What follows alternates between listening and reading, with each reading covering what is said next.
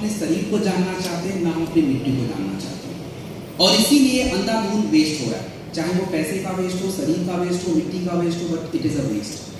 क्योंकि जब तक आप समझोगे नहीं आपकी शरीर की जरूरत क्या है, तब तक आप उस तरह की चीजों का ध्यान नहीं रख पाओगे। और मिट्टी के साथ भी पूरा यही कंडीशन है। ऐसा मैं क्यों बोल रहा हूं?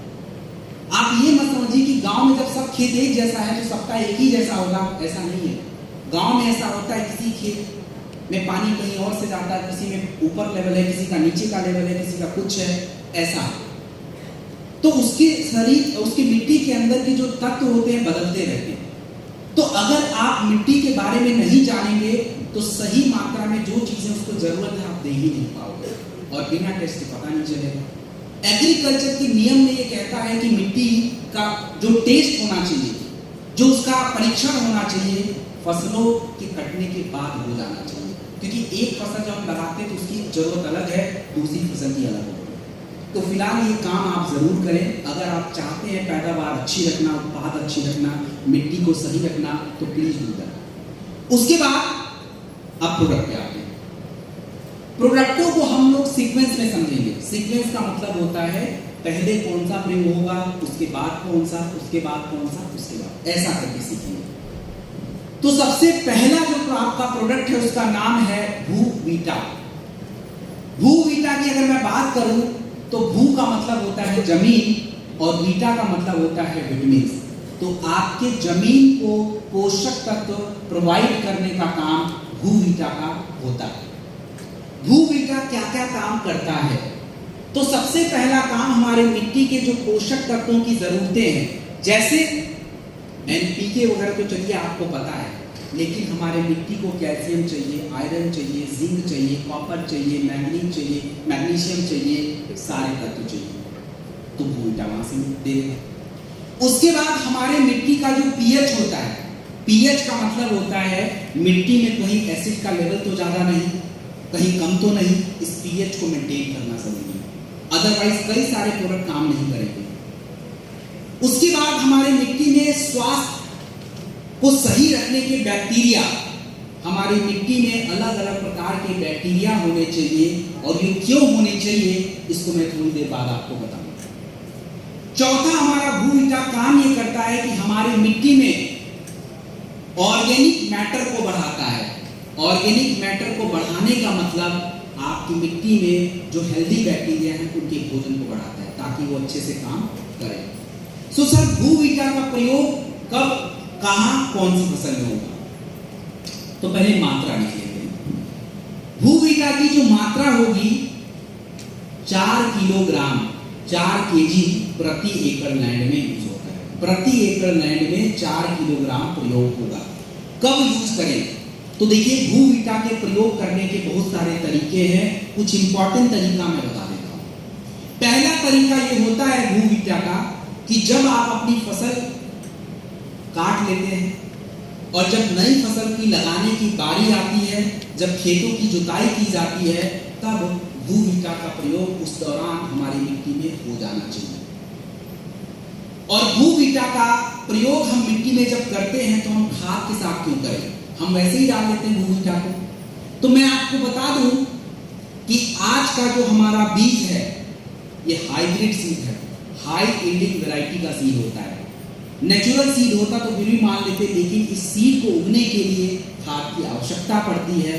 तो हाँ, खाद को हम पूरी तरह से बंद नहीं करेंगे, मात्रा थोड़ी कम करके भूवीटा के साथ मिक्स करके अपने फसल को लगाने से पहले डाल के जमीन को तैयार कर सकते हैं। ये पहला तरीका। दूसरा तरीका ये भी हो सकता है कि हम लोग भूवीटा को एग्रो 90 के साथ मिक्स करके जब फसल थोड़ी पैदावार बड़ी हो जाए तो आप स्प्रे भी कर सकते हो। इसका मात्रा मैं आगे जब एग्रो 90 बताऊंगा तो बताऊंगा।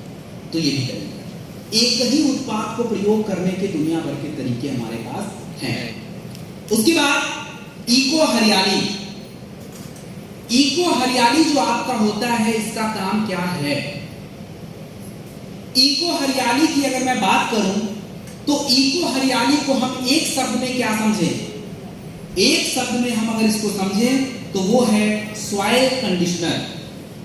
हेयर कंडीशनर सुना है ऐसे? तो सॉइल कंडीशनर भी होता है। सॉइल कंडीशनर का मतलब होता है आपकी मिट्टी की जो नमी होती है इसको मेंटेन करना, बरकरार रखना। इको हरियाली की मात्रा कितनी होनी चाहिए?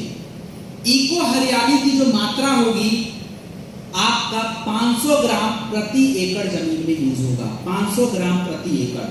सर इको हरियाली का प्रयोग कब करें? अरे इसके दुनिया में ये प्रयोग है। पहला प्रयोग कौन सा? तो पहला प्रयोग सीड एप्लीकेशन। सीड एप्लीकेशन का मतलब होता है कि जो हमारे बीज होते हैं उसको इको हरियाली में थोड़ा मिक्स करके जमीन में डालना, ये भी एक तरीका। दूसरा तरीका ये होता है कि जब आप अपने बीजों को लगाने वाले हैं या पौधों को लगाने वाले हैं तो आप थोड़ा सा इको हरियाली जो है अपनी मिट्टी में डाल सकते हैं। जो भी खाद वगैरह डालते हैं उसके साथ भी मिक्स करके डाल सकते हैं, ये भी तरीका है। तीसरा तरीका इको हरियाली का और भी है। अभी मैंने बताया कि इको हरियाली नमी को मेंटेन करता है, तो आप बताइए इको हरियाली सिंचाई से पहले यूज होगा या सिंचाई के बाद? सिंचाई से पहले। सिंचाई के पहले, सिंचाई के पहले। क्योंकि जब इको हरियाली आपके पहले से मिट्टी में मौजूद रहेगा, जब आप पानी उसमें चला दोगे तो पानी ज्यादा दिनों तक नमी को बना के रखेगा। बाद में डाल के इतना फायदा नहीं होता है। और चौथा प्रयोग इको हरियाली का कि पौधा थोड़ा बड़ा है तो स्प्रे भी करवा सकते हैं, एग्रोनाइट। ये सारे तरीके। अच्छा, उसके बाद जो है फाइटर अगला जो प्रोडक्ट हम है उस पर बात करेंगे। अगला जो प्रोडक्ट आप देख रहे हैं उसका नाम है पीजीपीआर। कितने लोगों को मतलब पता है? बताइए, मतलब बताइए। देखो प्लांट ग्रोथ प्रमोटर तो मैं कुछ नहीं रहा हूं, वो तो सबको पता है। आर का मतलब मेन है आर, रेगुलेटर। बिल्कुल सही है। तो काफी समझदार किसान लोग हैं यहाँ पे वैसे, क्योंकि बाकी बैठने को यहाँ से नहीं हो पाया। चलिए अच्छी बात है वैसे। तो आप चाहे राइजोबियम बोलिए, चाहे राइजोबैक्टर बोलिए, चाहे राइजोबैक्टीरियम बोलिए, बात सही है। तो पीजीपीआर का मतलब यही होता है plant growth promoter, promoting rhizobacteria. ये इसका पूरा मतलब है। अब ये राइजोबैक्टीरिया की क्या जरूरत है हमारे खेत में? तो जरूरत सबसे ज्यादा इसी की होती है। एक्चुअली देखिए क्या होता है कि जब हम अपने खेतों में एनपीके का प्रयोग करते हैं, फर्टिलाइजर का प्रयोग करते हैं, तो फर्टिलाइजर और एनपीके में सबसे ज्यादा नाइट्रोजन की मात्रा होती है। और आप जब अपने मिट्टी में वो नाइट्रोजन डालते हो तो हवा से उड़ के नाइट्रोजन जड़ों में नहीं जाता। हमारे मिट्टी में जो नाइट्रोजन होता है उसको जड़ों में पहुंचाने का काम आपके राइजोबैक्टीरिया करते हैं। और इसको एग्रीकल्चर की भाषा में नाइट्रोजन फिक्सेशन बोला जाता है। क्योंकि अगर किसी के खेतों में ये काम नहीं चल रहा है तो आप जितनी मर्जी पैसे का खाद डाल दीजिए, आपको कोई फायदा नहीं है। क्योंकि जड़ों में नाइट्रोजन का स्टोर होना जरूरी है, तभी हमारे पौधों को पर्याप्त पोषक तत्व मिलते हैं, पर्याप्त। तो पीजीपीआर कौन सी फसल में डालें? अरे जिस फसल में मर्जी है उसमें डालिए ना, जिसमें आपको नाइट्रोजन की आवश्यकता ज्यादा है। जैसे दाल में चाहिए, सोयाबीन में चाहिए, मक्के की फसल में चाहिए। तो जिनमें आप ज्यादा खाद प्रयोग करें वो ऑटोमेटिकली पीजीपीआर की जरूरत पड़ती ही पड़ती है। तो खाद से पहले अगर आप डालें तो ज्यादा बेटर है। और कितनी मात्रा में डालें? पीजीपीआर की मात्रा 250 ml प्रति एकड़ लैंड में यूज होता है। प्रति एकड़ 250 ml। 1 एकड़ लैंड में लगभग पानी कितना चाहिए? 200 लीटर पानी चाहिए। क्या हम पीजीपीआर को स्प्रे कर सकते हैं? हाँ बिल्कुल कर सकते हैं। मिट्टी में जड़ों के आसपास स्प्रे करना है वहीं करिए। 1.25 ml प्रति लीटर वाटर, ये पीजीपीआर। तो 3 हमारे जो सबसे इंपॉर्टेंट प्रोडक्ट थे वो हमने आपको बता दिया, भूविटा, इको हरियाली, पीजीपीआर। अब ये तीनों का जो तीनों को यूज कराने वाले हमारे लिक्विड है वो है आपका agro 90। Agro 90 silicon spreader. Agro 90 silicon spreader को आप लोग अपनी भाषा में क्या बोलते हो? अब मैं बोलूंगा, आप बोलोगे हाँ सही बोलते हैं। चिपको और स्टिकर। चिपको और स्टिकर हम लोग एग्रीकल्चर में लोग गांव में बोलते हैं। ये चिपको स्टिकर क्या है भाई? वहां कौन सा चीज चिपकाई जा रही है? तो बेसिकली ऐसा देखिए कुछ होता नहीं है, लेकिन आपको मैं बता दूं कि एग्रो 90 में अगर हम कोई फर्टिलाइजर, उर्वरक, पेस्टिसाइड या इको हरियाली कुछ भी मिला के अगर हम पौधों को दें तो फायदा क्या होता है? देखिए, खाने को दो तरीके से दिया जा सकता है। एक खाने को ऐसे थाली में फैला के दे दो और एक खाने को थाली में थोड़ा सजा के दे दो। तो जब सजा के किसी को खाना देते हैं तो उसको पसंद भी आता है और उस खाने को आराम से वो ग्रहण भी करता है। हमारे पौधों के साथ सेम यही है।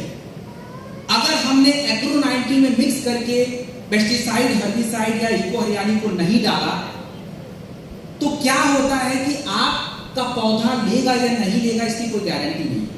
लेकिन जैसे ही हमने एग्रो 90 में मिक्स किया तो वो जितने भी तत्व आप उसमें मिला रहे हो अच्छे से मिल जाते हैं और जब हम अपने पौधों को देते हैं स्प्रे के माध्यम से तो वो सही से ग्रहण करना शुरू करते हैं और आपको जो रिजल्ट चाहिए वो मिल जाता है। तो एग्रो 90 जो होता है उसमें कुछ भी मिलाया जा सकता है, कोई भी चीज आप मिला सकते हो, चाहे वो फर्टिलाइजर, यूरिया, पेस्टिसाइड, उर्वरक और पेस्टिसाइड, हर्बिसाइड कुछ भी है, ये मिल सकता है। मात्रा कितनी एग्रो 90 की? 0.5 ml प्रति लीटर वाटर पौधों के ऊपर स्प्रे होगा और 1.25 ml प्रति लीटर वाटर हम मिट्टी के ऊपर जो है फाइटर स्प्रे कर सकते हैं। अब इसके बाद ऊपर